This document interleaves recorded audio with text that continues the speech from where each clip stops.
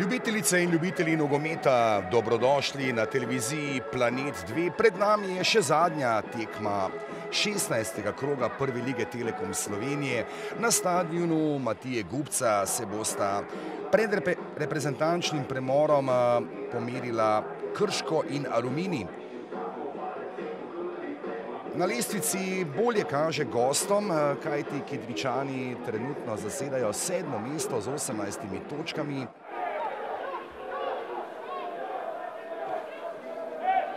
Brekalo pa je in znova je prišlo do avtogola, neverjetno. Ravno sem hotel reči, da je Brekalo poskrbel za avtogol na tekmi v Kidričevem, no zdaj pa podobna sreča doleteva Aluminij, tam je odtekal Maloku, iskal je Roka Kidriča, no pa le, mislim, da je strelec Rok Kidrič, ki je prišel tako do svojega 5. zadetka.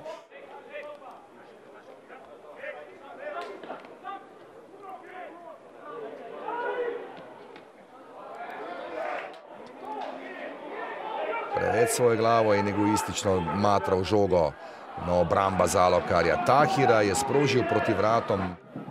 Kam lahko zdaj žogo poda Sandi Ogrinec, Ogrinec podaja Skota. Strel proti vratom, še vedno je nevarno pred vrati Janžekoviča. Res pogrešajo lahko Marka da Silvo. Podaja Volaša do Ristovski, Ristovski, ali bo to izenačenje? Tako je!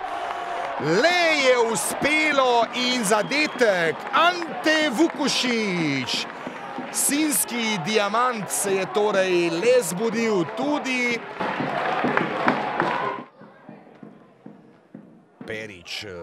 Perić je vedno, pa Volaš, Vukušić. Vukušić je sprožil proti vratom Janžekoviča in mimo vratnice. Zdaj podaja do hitrega Tahiraja, Hinglover bo uporabil svojo roko, da bo zaustavil Tahiraj, pa zadetek. Gol Tahiraja! Hitro je pobegnil Francesco Tahiraj Hingloverju, ki nekako ni imel druge možnosti, kakor da bi recimo za... Torej Hinglover, Brekalo, Kovačič in pa tudi Ejup, 4 rumeni kartoni. Zatorej bi znalo in zadetek, gol, zdaj pa menjava. Damir Grgić dosega gol v 89. minuti in Aluminij vodi zdaj s 3-1.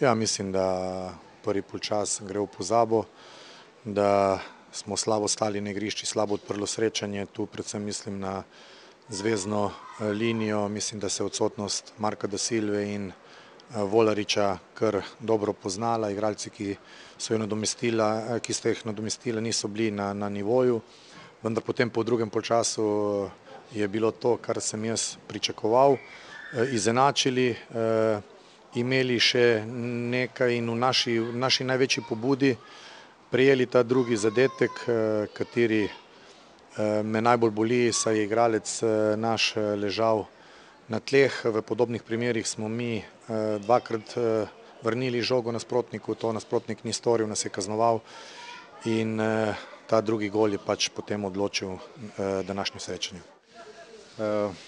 Ja, izredno, lahko rečem, odličen prvi polčas z naše strani.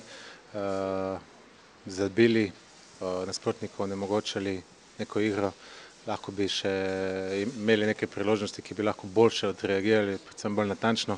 Te momente smo zamudili, tako da v drugi polčas, ja, v drugi polčas smo šli s prednostjo 1-0, kar pa ni bilo dovolj za to, da bi lahko mirno drugi polčas speljali.